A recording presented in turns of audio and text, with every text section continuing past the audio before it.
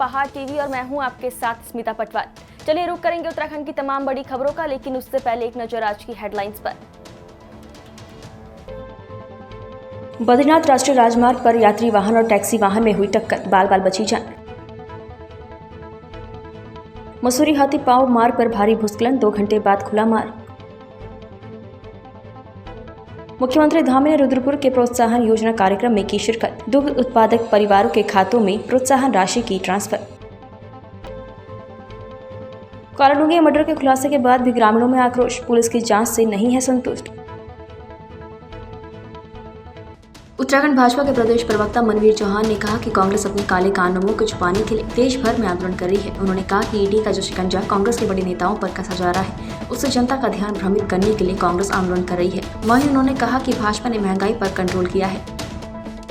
देखिए, देश की जनता को बहुत अच्छी तरह से मालूम है कि कांग्रेस का जो ये आज जो राजभवन कूद करके देश भर में जो प्रदर्शन की बात कांग्रेस कर रही है, वो सिर्फ अपने काले कारनामों को और अपने जो उनके केंद्रीय नेता हैं, उनके राष्ट्रीय अध्यक्ष हैं, उनके राष्ट्रीय उपाध्यक्ष हैं, जो उनको ईडी के द्वारा उन पे कार्रवाई की गई है, उन काले कारनामों को छुपाने के लिए कांग्रेस।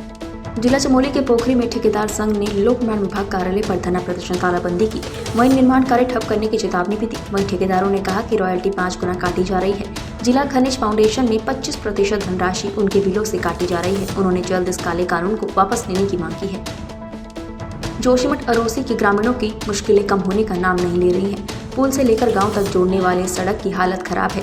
ग्रामीण जान जोखिम में डालकर आवाजाही करने को मजबूर है। गुरुवार को गांव की दुर्गा देवी के पांव में चोट आने के बाद ग्रामीणों ने उन्हें पथरीले रास्तों से कंधे में लाकर सड़क मार्ग तक पहुंचाया। स्थानीय ग्रामीण प्रेम सिंह चौहान का कहना है कि सड़क कटिंग के दौरान ठेकेदार ने सारा मलबा पैदल मार्ग में फेंक दिया है, जिससे लोगों को अरोसी गाँव तक 5 किलोमीटर पैदल मार्ग का सफर तय करने के लिए जान जोखिम में डालकर आवाजाही करनी पड़ रही है। संयुक्त मुख्य निर्वाचन अधिकारी प्रताप सिंह शाह ने शुक्रवार को सचिवालय के वीर चंद्र सिंह गढ़वाली सभागार में आयोजित कार्यक्रम में वोटर आईडी को आधार से लिंक करने के अभियान की शुरुआत की। अभियान की शुरुआत वोटर हेल्पलाइन ऐप के माध्यम से सचिवालय कार्मिकों के वोटर आईडी को आधार से जोड़कर किया गया। उन्होंने कहा कि वोटर आईडी और आधार कार्ड को लिंक करने से डुप्लीकेसी को रोकने में मदद मिलेगी और मत का दुरुपयोग नहीं हो सकेगा। जनपद नैनीताल में जिलाधिकारी कार्यालय में आवेदन पत्र रिसीव करने में कर्मचारी हिला हवाली कर रहे हैं। अगर आप अपना कोई पत्र डिस्पैच कर्मचारी में रिसीव करना चाहते हैं तो आपके पत्र को रिसीव न करते हुए सीधे कहा जाता है कि संबंधित विभाग को सीधे दे दीजिए, जो कि कार्यवाही की जाएगी। उससे कुछ दिनों में पता कर लीजिएगा। आपको बता दें कि उत्तराखंड राज्य आंदोलनकारी ललित मोहन जोशी ने बताया कि उन्होंने जीवंत प्रमाण पत्र और उत्तराखंड राज्य आंदोलनकारी परिचय पत्र की द्वितीय कॉपी जिलाधिकारी कार्यालय में भेजी, जिसे जिलाधिकारी कार्यालय के डिस्पैच कर्मचारी ने ये कहकर टाल दिया कि ये सीधे डाक संबंधित विभाग कर्मचारी को देते। मुख्यमंत्री पुष्कर सिंह धामी ने रुद्रपुर के नवोदय स्कूल में डेयरी विकास विभाग द्वारा आयोजित दुग्ध प्रोत्साहन योजना कार्यक्रम में शिरकत की। उन्होंने प्रदेश के 1,13,000 दुग्ध उत्पादक परिवारों के खातों में डीबीटी के माध्यम से 22 करोड़ रुपयों की प्रोत्साहन राशि ट्रांसफर की। उन्होंने और दुग्ध विकास मंत्री सौरभ बहुगुणा ने प्रदेश के सर्वश्रेष्ठ 3 दुग्ध उत्पादकों को प्रोत्साहन राशि देने के साथ ही उनको सम्मानित भी किया। सबसे पहले तो किसान हो, चाहे दुग्ध उत्पादक हो, फलों के क्षेत्र में काम करने वाले हों, बागवानी के क्षेत्र में काम करने वाले हों, उनको हम लोग हर प्रकार से प्रोत्साहन की उनकी योजना बना रहे हैं।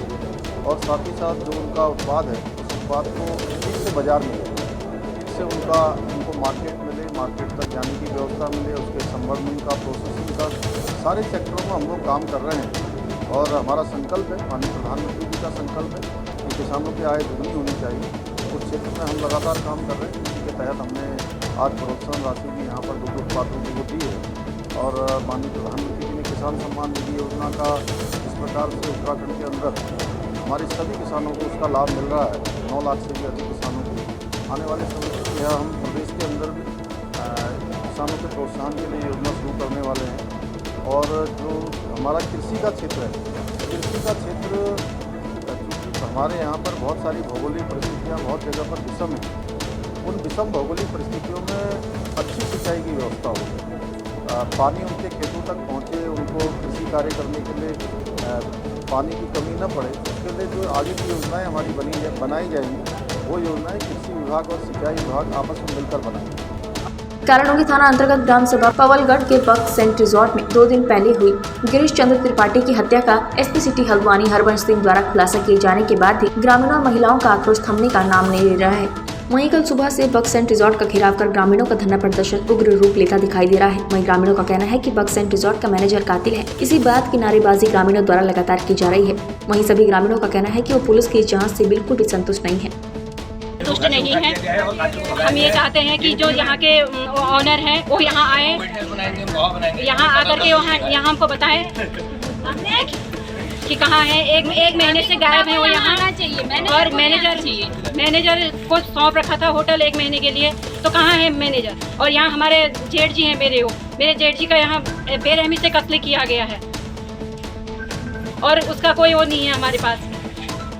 कह रहे हैं कातिल पकड़ा गया, इतना छोटा 18 साल का बच्चा पकड़ा गया है। इंसाफ मिलेगा कह रहे हैं, कैसे 18 साल का बच्चा इतना तब इंसाफ मिलेगा। पुलिस कह रही है इंसाफ मिलेगा, कैसे? हमको इसका जवाब चाहिए प्रशासन से कि हमें इंसाफ मिलेगा तो मिलेगा कैसे। हमें अपने भाई के लिए इंसाफ चाहिए बस। पुलिस के काम से हम बिल्कुल सेटिस्फाई नहीं है, हमें बिल्कुल भी भरोसा नहीं है कि वो सही इन्वेस्टिगेशन कर रहे हैं। और दूसरी बात यहाँ ये है कि यहाँ कैमरेज नहीं है, पता कैसे चलेगा कि किसने क्या कर रखा है। बाहर का आदमी यहाँ आके हमारे घर के इंसान को मार के जा रहा है। आप बॉडी देख के ऐसी हालत हुई है, आप मतलब हम बता भी नहीं सकते कि उनकी बॉडी पे कितने निशान थे। हाँ, वो हम बता नहीं सकते, ना हम देख सकते हैं। ऐसी हमारी घर वालों की हालत हुई है।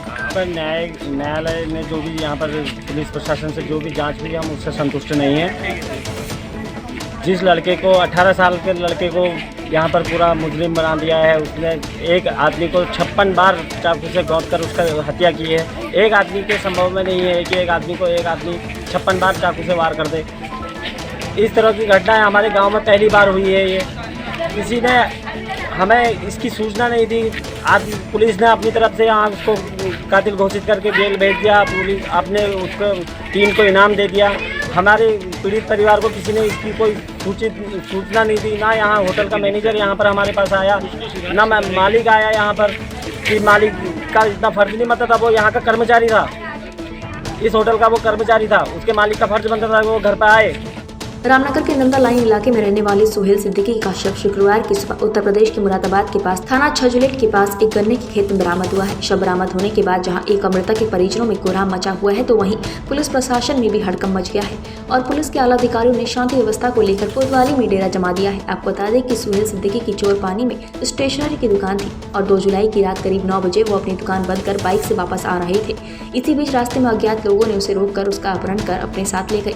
वहीं मामले में घटना का खुलासा करते हुए एसपी क्राइम जगदीश चंद्र ने बताया कि इस मामले में ग्राम चोरपानी निवासी भरत आर्य को गिरफ्तार कर लिया गया है, जबकि उसका एक अन्य साथी नारायणपुर मूल्य दिनेश टमटा भी फरार है। एसपी क्राइम ने बताया कि घटना के पीछे अवैध संबंध का मामला सामने आया है।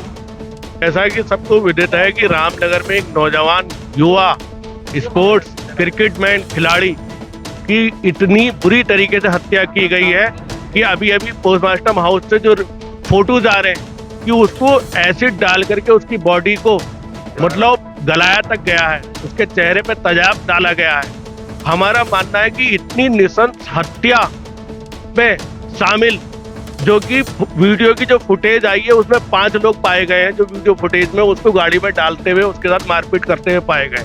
हमारा मानना है कि एक परिवार ने और उन्होंने पूरे परिवार ने मिलकर के अपने अन्य साथियों के साथ, इसमें कई सारे लोगों ने मिलकर के एक साजिश के तहत उसकी हत्या करी है।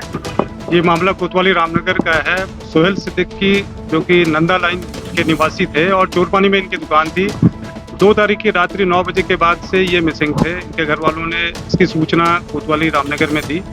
पहले ये मिसिंग में गुमशुदगी में दर्ज किया गया और उसके बाद पुलिस जब इसमें तफ्तीश कर रही तो ये बात सामने आई कि कहीं ना कहीं से इसमें भरत आर्य जो कि निवासी चोरपानी है उनका हाथ है।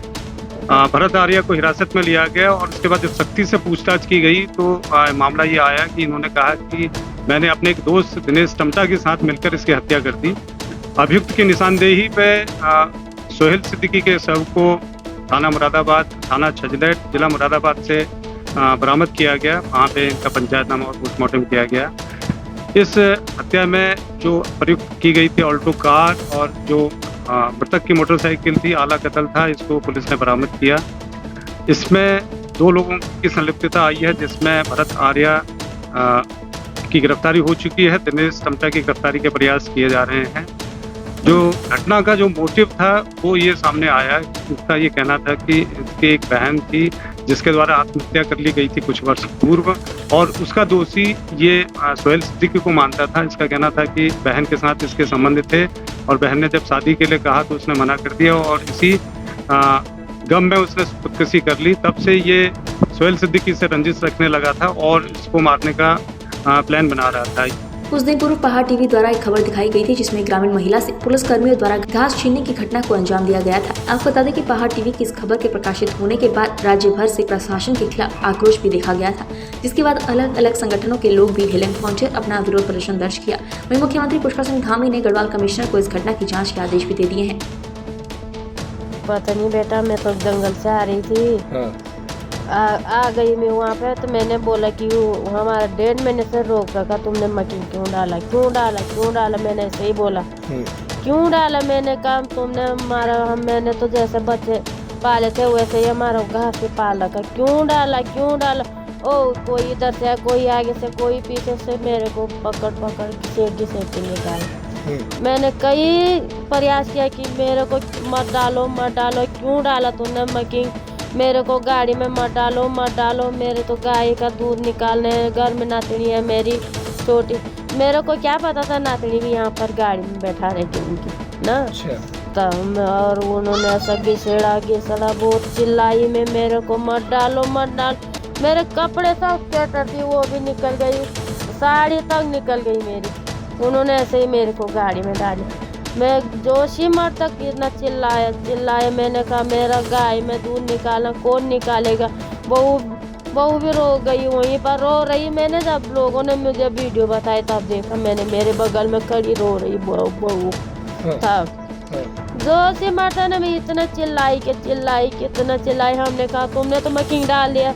जब हमारा 1.5 महीने तक रो रही, इतने बच्चे छोटे बच्चियाँ वो थी खड़ी हमारे साथ, वो हम पिछड़ गए थे। उन्होंने कहा तुम पिछड़ रहे, हम तो डलवाएंगे नहीं, हम तो चले जाएंगे ससुराल, तुम्हारा क्या होगा। उसको तो सरकार बर्खास्त भी कर सकते यहाँ चमोली जिले से, क्यों हमारे साथ आज हमारे साथ हो, कल दूसरे के साथ हो गए। तो इसको हम चाहे कि यहाँ से उनके ट्रांसफर या नौकरी से डिसचार्ज होगी तो आगे जाके उनको यहाँ नहीं रखनी चाहिए, चमोली जिले में नहीं रहनी चाहिए।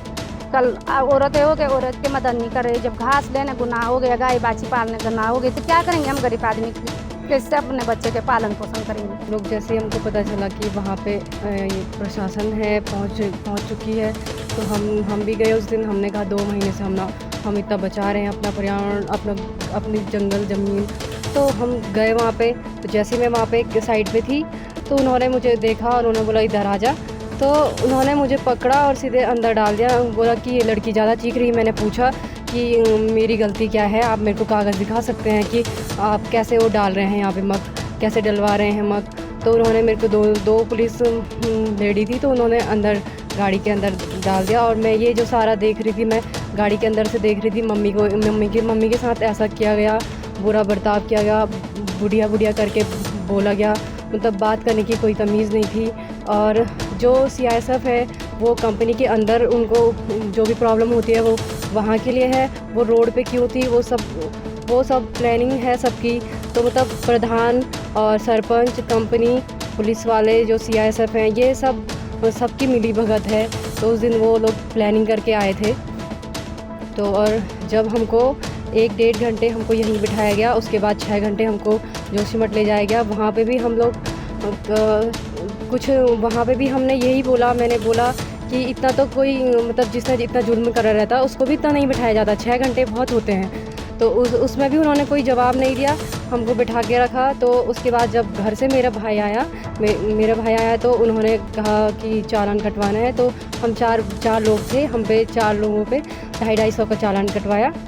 घर घर तिरंगा अभियान को सफल बनाने के लिए टुंडा प्रखंड के राजकीय इंटर कॉलेज जुड़गा के NSS स्वयंसेवकों और स्काउट गाइड्स ने जन जागरूकता रैली निकालकर व्यापक जनसंपर्क अभियान चलाया। आजादी के अमृत महोत्सव के अंतर्गत घर घर तिरंगा अभियान को सफल बनाने के लिए राजकीय इंटर कॉलेज जुड़गा के छात्र छात्राओं ने जन जागरूकता रैली निकालकर विद्यालय के निकटवर्ती ग्राम वासियों को जागरूक किया।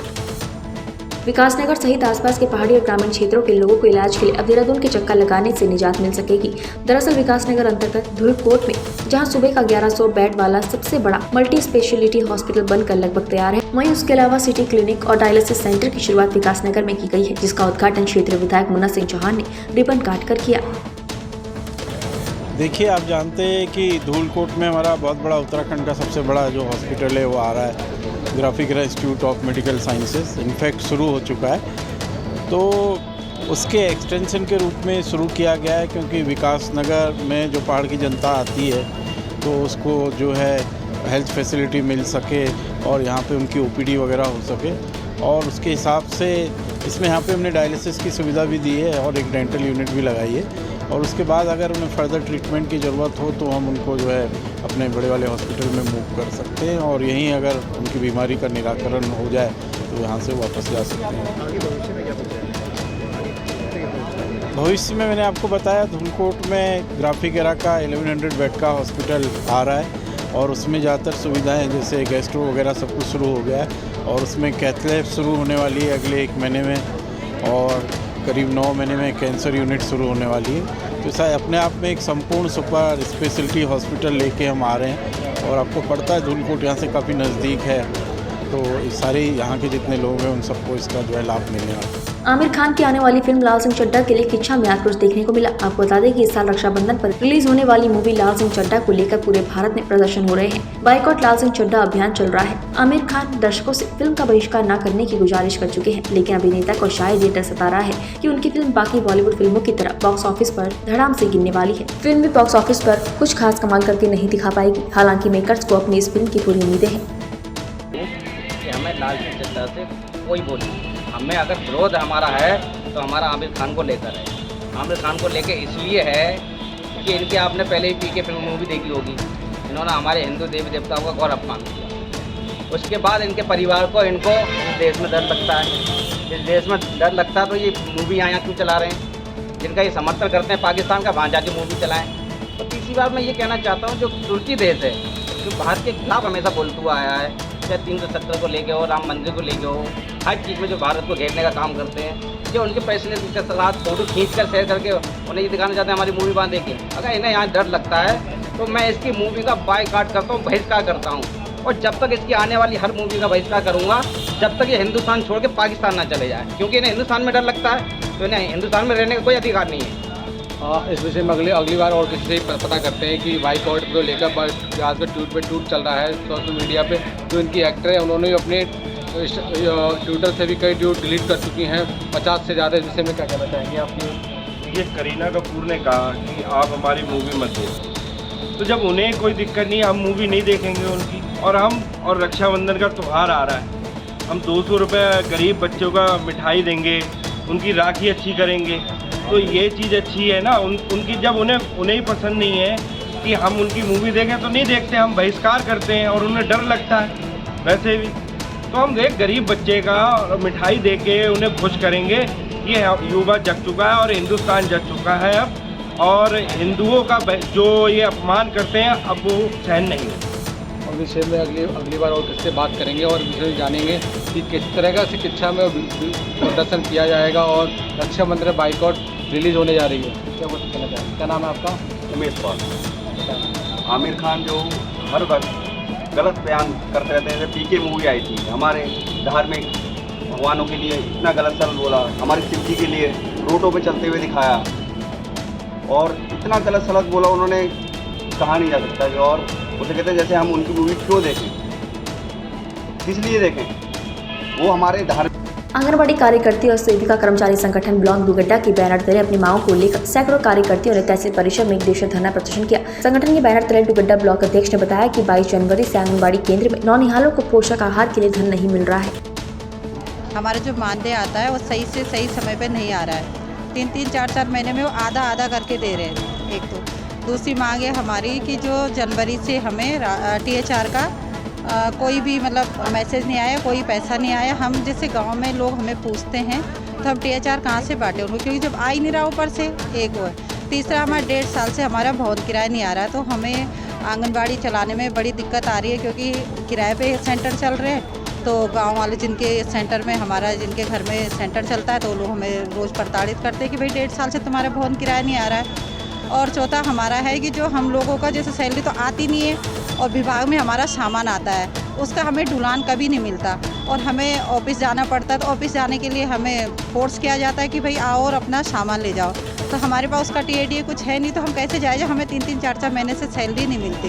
तो इसलिए हमारा अनुरोध है कि हमें हमारा जो भवन किराया है टाइम पे आए, हमारी जो सैलरी है वो टाइम पे आए और हमें जो THR का पैसा जो हमारा बजट है वो भी टाइम पे आए। जो बच्चे हमारे आंगनबाड़ियों में आते हैं उनके लिए फूड का कुछ नहीं है हमारे पास, हम उनको बच्चों को कैसे बिठाएं वहाँ पे, क्योंकि उनको कुछ तो चाहिए होता है, उसका पैसा भी हमारे पास नहीं आ रहा, मतलब हमारे पास बिल्कुल भी कुछ भी बजट नहीं आ रहा है। तो इसके लिए सरकार से अनुरोध है कि हमारी ये मांगे सुने और हमें इस चीज़ का भुगतान करें जो कि हम सही से अपने कार्य को कर सके। दूसरी बात है हमें BLO के काम से प्रॉब्लम है, जैसे हम BLO का काम करते हैं अब उन्होंने डिजिटल कर दिया। एक तो हमारे पास पहले तो हमारे पास फ़ोन नहीं है डिजिटल के लिए सही से, दूसरी बात वो कह रहे कि डिजिटल में हमें काम अपने फ़ोन पे ही करना है, तो फ़ोन पे या उन लोगों ने हमें फ़ोन दे रखे हैं तो अलग चीज़ है, हमारे पास एक तो फ़ोन नहीं है सही से, दूसरी बात हमें रिचार्ज का पैसा नहीं आता हमारे टाइम पे।